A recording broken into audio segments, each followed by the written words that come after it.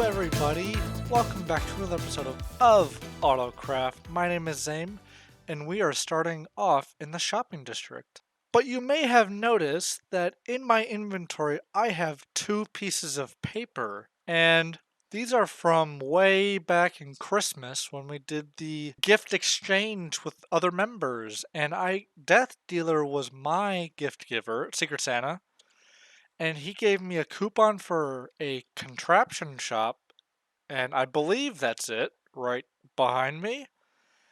And he gave me one for the villager shop. Now, I don't think I'm quite ready to get the villager shop to use. I will be using this, but I don't think we're quite ready for that. And the contraption shop coupon is because there is a special item in here that I don't necessarily need at the moment, but is part of today's plan, and that would be this little guy right there. As you can tell from the thumbnail, we will be working on our guardian farm because it is sorely needed. So I will not be using a coupon here, but there are other items in here on both sides that I might be getting later. Well, you might be asking yourself, why, Zame, do you need to work on your guardian farm? Doesn't it work well enough? You sell items at your Z-Mart. Well, I mean, it works fine, but if we come over here, you can see how small it is, because I built this during the first, month of the server, hence the dirt AFK spot and the dirt pillar with stone outcrop for a boat to get into, because we didn't have elytras then. So it's kind of a small farm to begin with, but another bottleneck of the system is actually the storage system itself, because if we come over here, we can see and hear that the guardians die on these fire pits, which is fine, and that's a reasonable way to kill them. But the problem becomes these hoppers and the way I have it set up, because these 4 hoppers funnel into a singular hopper, which isn't how it should be at all. So this backs up quite a lot, which I'm gonna guess results in actually some item loss, but also the fact that our main item we sell is sea lantern. Well, sea lanterns take 5 crystals, but only 4 shards.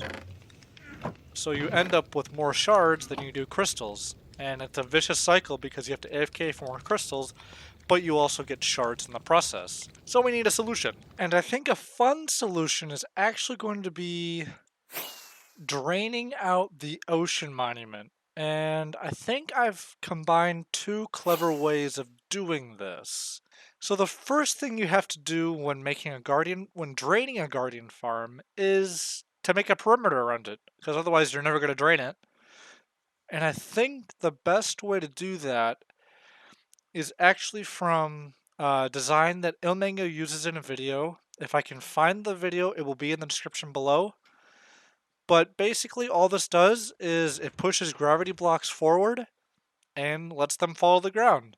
So we'll be putting a bunch of these around the perimeter of the guardian farm, or the ocean monument, to make the guardian farm. And on each corner we'll have one of these to push it on to the next side.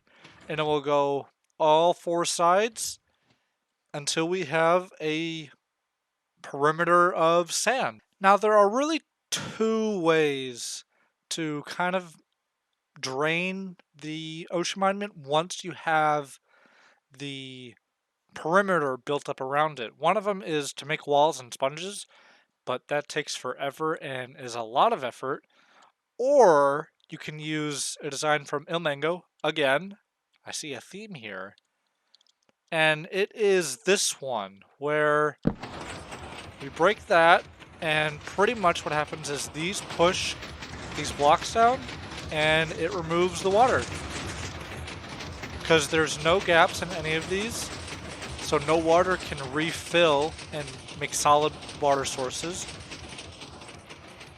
And obviously this will only go down so far, but it clears the top good chunk of an ocean monument. Because the hardest part of draining an ocean monument is the water above it, in my opinion at least. I've drained one manually and it took forever, mostly because of the water on top. So this AFK does that for me. Well, the first thing we need for this guardian farm is a mega amount of sand. So let's hop into a time lapse and get some sand.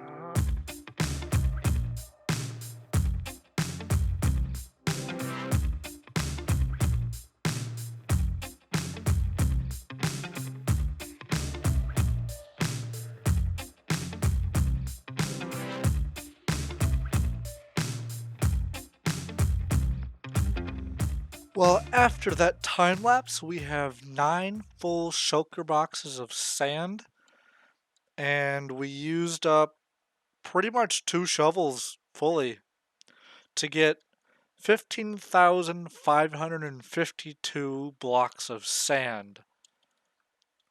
That's a lot of sand. And once it comes into view, there it is. We have finished making the redstone for the perimeter.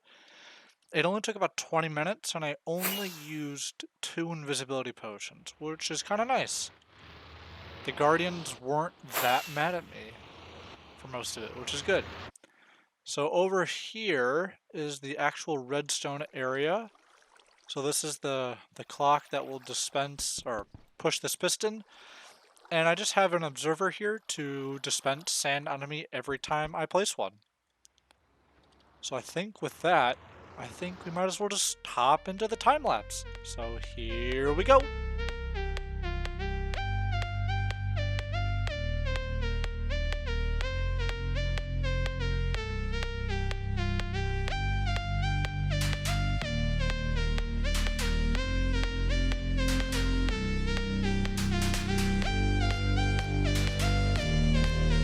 So after a bit of time, the perimeter is done, as you saw in that time lapse. And out of the 9 shulker boxes of sand that we collected, I only used about 3. But you may have noticed at the end that there's a weird jump from when I was over there to it basically ending. So from here, I built them all one too far away. So I had to fix them, obviously, and I paused the recording in between, and I didn't resume it until it was done because I forgot. Now we gotta build the water sweepers and take out the monument, dig it all out. So I have just completed building this, and as you may notice, there is a bit of a change from the previous time lapse you saw. And that is because I miscounted over here. So this was off by 2 because your boy can't count. And, oh, hello. And over here, I had to redo the wall here by taking all of that out and replacing it by putting in blocks and moving back the walls to match what it should be for the shape of those. So I think with that, it's all done. And if I break this sign right here, it should work, and I'm invisible so I don't get hit. So I guess let's try it. Let's give this a try. Ooh, you can see me better. Oh, okay, good start, good start. Yes, yes. Okay. Yes, it worked. Oh, nice. Yay, it works! Okay, I gotta go. I gotta dig. So I died.